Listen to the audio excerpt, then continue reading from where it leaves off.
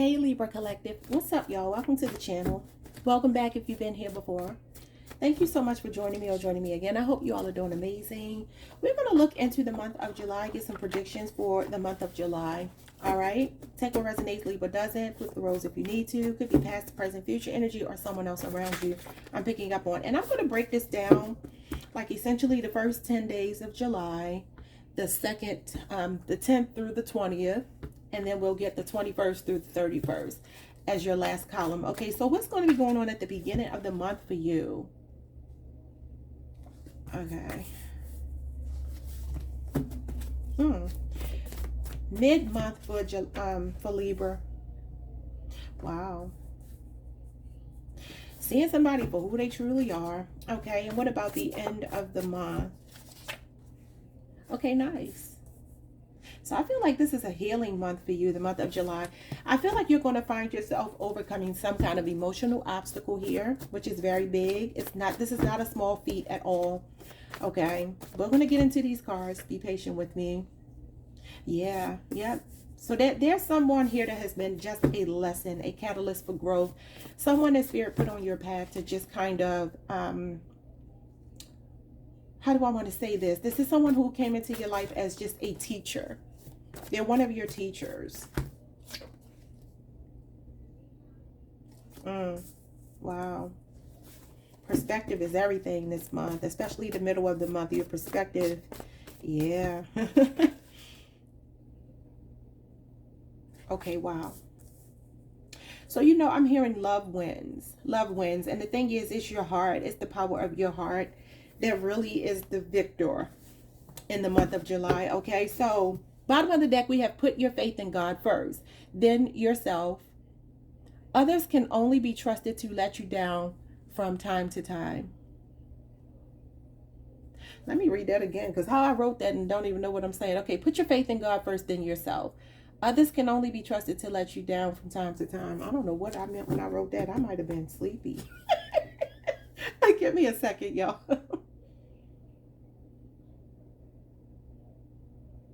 Okay, so I feel like I get what I was trying to say. I don't know why that was so hard for me to wrap my head around. But essentially, this is you. I feel like some trust issues come up this month. But I feel like this is one of these situations, and I've said this before on my channel, that comes to break your heart wide open, okay? It may not make sense at the beginning of the month, but it starts to make sense the middle of the month, and then by the end of the month you're fully there when it comes to something emotional. I feel like this is you putting your faith in someone, and Spirit is basically trying to, like I said before, use this person as a lesson that we can't put our faith in man. We can't. I mean, they will always let you down. Man, woman, child, it doesn't matter. People will always let you down. So the month of July is really about you coming to terms with the fact that something that you wanted, something that you really, really wanted, it did not work out. And the reason why it didn't work out was because it was never designed to work out. It came into your life as a teacher. The person, the situation came into your life to teach you. So your first card says, when we fall in love with people we don't like, they teach us how to like, love, and accept ourselves. The wrong person can be your greatest lesson and best teacher. The wrong person can be your greatest lesson and best teacher. Then we have, you'll soon discover why something you wanted so badly didn't work out. So let's see why.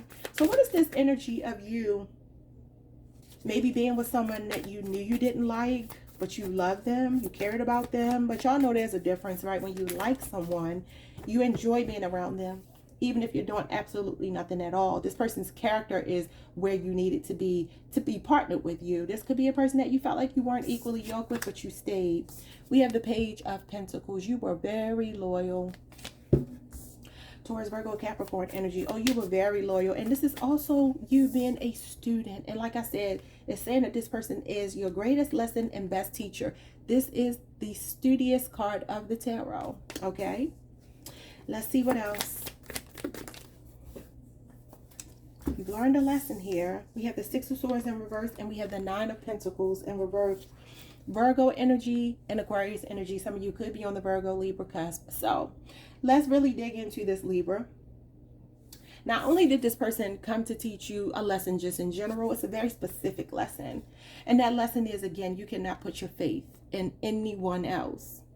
wholeheartedly, right? Of course, we want people in our lives we can trust. Of course, we hope to have really loyal, dedicated, trustworthy people around us. And usually because that's how we are, right? This is your energy. That's how you are. So your expectation may have been that people would bring that same thing to the table, but you could be dealing with someone who's a little bit older than you. They don't have to be, but I'm getting a very manipulative energy here. I'm getting someone who may have wanted you codependent on them, okay? Somebody who could be a little bit scammy, all right? And for some of you, this could even be a 9-year relationship, 9-year age difference. It doesn't have to be, but this is a trauma bond. It's almost like this person felt like there was something in you that they could exploit. Okay, so bear with me because we're going to really piece this apart.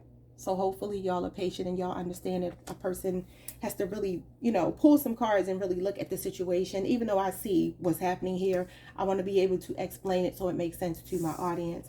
So I am seeing you really be kind of green in the situation, and take this in the best possible way, because we're all green in situations, especially emotional situations where we go into it blindly. The pages represent blind faith. So there's definitely the energy here of look at how you can't even see the eyes, right?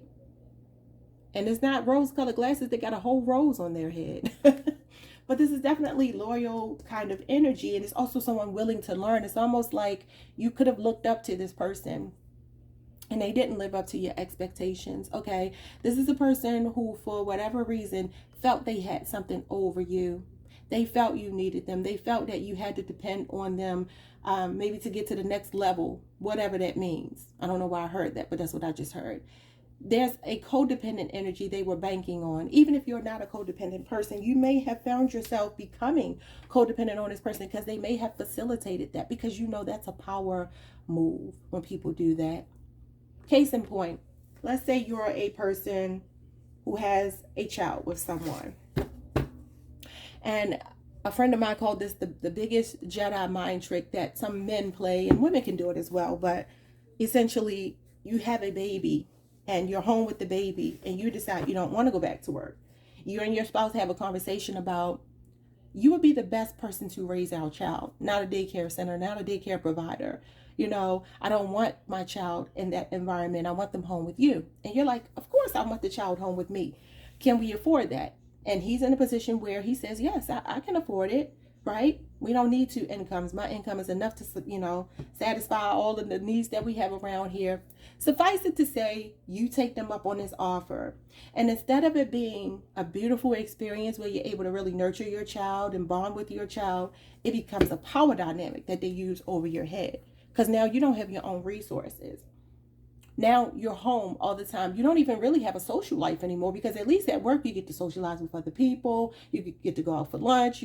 So now you're like this stay-at-home parent, man or woman.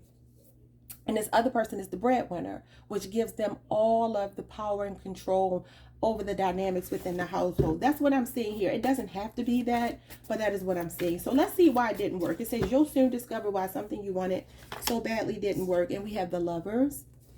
Okay. Gemini energy. We have the Fool. Aquarius energy. And I actually feel like the reason why it didn't work was because there's a soulmate here that's coming in. You have an actual soulmate, a twin flame for a lot of you. Somebody that is a part of your destiny that's actually coming in here. For some of you, you've been in a relationship with someone. In the beginning of the month is really being highlighted here.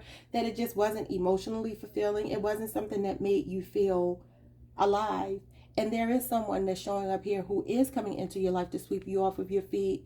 This is somebody that you might end up just falling in love with, having fun with, and maybe it won't last forever. The Fool could just be, a nice little fling, right? But it's the thing that you need to kind of like re-energize you. And this is Spirit telling you to go for it. Enjoy this person's company. So this is why something didn't work out that you wanted so badly, because there was something else that was meant for you. And for some of you, it's a Gemini or an Aquarius, another air sign. So the middle of the month, we have this distorted masculine energy. Spirit is saying either you or someone around you is embodying this energy. It's not you. It's your person. Then we have, it's all relative. The glass may be half full and half empty, depending on how thirsty you are. Perspective is king. So now this is where you get to a point where you start to see someone for who they are. There are times where we want someone so bad that we put them on a pedestal and we see them through the lens that we want to see them through. And then there are the times where you're not as thirsty, because it says depending on how thirsty you are, you're not thirsty for this person's energy, time, love, and you start to see them for just how ugly they might be, how distorted they might be. So this is the energy that's happening at the beginning, at the middle, towards the middle of the month. What is this? The Tower, exactly, with the Eight of Wands. So a sudden change, a sudden shift. All of a sudden, somebody here that you used to feel this very strong attraction to, it kind of collapses. Your distorted perception collapses. And it happens very quickly, and it hits you like a ton of bricks. And it's a plot twist. And it's a rude awakening. And it's a reality check, a wake-up call. It's all of that. But all of a sudden, it just comes in. And it snowballs. The Eight of Wands is snowballing. This could be a Scorpio, an Aries, or Sagittarius. Yes, something is going to all of a sudden hit you like a ton of bricks that, what am I doing? What am I doing? I'm not going to even talk to this person, this distorted masculine around me who always wants to argue, be combative. I'm not going to do it. I see somebody bombarding you with text messages or phone calls here. This distorted masculine. Look at this. The Knight of Swords. Yeah. Argumentative. Confrontational. A know-it-all. Somebody who may have people around them that never tell them that they're wrong. Could be a Gemini. And the energy is, I'm not going to fall for this time. You're not going to bait me into arguments. You're not going to get me out of the headspace where I'm healing and I'm feeling better. It's not going to happen. It's just not going to happen. The communication between you and this person has the potential to go awry. And I do feel like some of you are just getting to that point where you're seeing just how toxic this person is. The Seven of Pentacles, reviewing the past with the Nine of Cups. And you know what? I'll be so much happier on my own. Taurus and Pisces energy. You know, I have so many things that I want to manifest here. So many goals that I've set for myself. Number one, to be happy, to be content and satisfied. And this is doing that all by yourself. So all of a sudden, you're not thirsty for this person's energy because you're filling your own cup. This is a card of wish fulfillment. Okay, but this wish fulfillment is all about the self. It has nothing to do with anyone else, which is why she's the only one in the card. The Seven of Pentacles is reevaluating the past and really reviewing some decisions you made and saying, is this a good investment? I know I'm a solid partner, but is this person somebody that I want to keep investing in? How badly do I really need or want them? That's what happens the middle of the month. Then we get to the latter part of the month and we have green. I love you. I love the heart chakra. Okay, now the heart chakra is ruled by the moon, but it does have influence of Venus, which is your ruling planet. Okay, and so this is the fourth chakra. It's all about emotions, feelings, connections, relationships, love, balance, peace, joy, and self-compassion. And then we have, they try to disempower you to feel empowered. That only means that you have all the power in their eyes and they have none. So again, this distorted masculine, that control. Somebody's a control freak. Could be an Aries. That is your sister sign. Okay, so your love, your heart is really front and center in this reading. And it's taking a licking and it's kept on ticking, right? Four of Wands. Some of you, this is a marriage, right? Queen of Pentacles. Your stability. You're such a loving, nurturing person. Some of you can have a home-based business, okay? But this is a relationship, a marriage here that feels like it has some roots. It feels like it has what you thought may have been some staying power. So this could be someone you live with right now, used to live with, married to, used to be married to, okay, the mother or father of your child. But this energy right here is you really stabilizing. And it's also a very pragmatic energy. The Queen of Pentacles is very down to earth. She's very grounded and relatable. But this card is all about being pragmatic. Okay, she's the kind of person who understands that her emotions don't rule her. She's fact over feelings, okay? So her approach is a very practical approach to life. So although you do have the heart chakra here, This is where you stop being ruled by the heart chakra and you realize that you got to be a little bit more stable in the way that you hand out love, the way that you give out love. It's not that you stop loving, but it's just that you understand that you can't let it rule your life to the point where common sense takes a backseat, right? I do feel that there are a group of people here around you. Okay, this is a sense of belonging. So for some of you, you're going to be focused on your business. You're going to be focused on your children, your home, maybe things around your home that you're taking care of, maybe even buying a new home or moving out of a space that you share with someone here.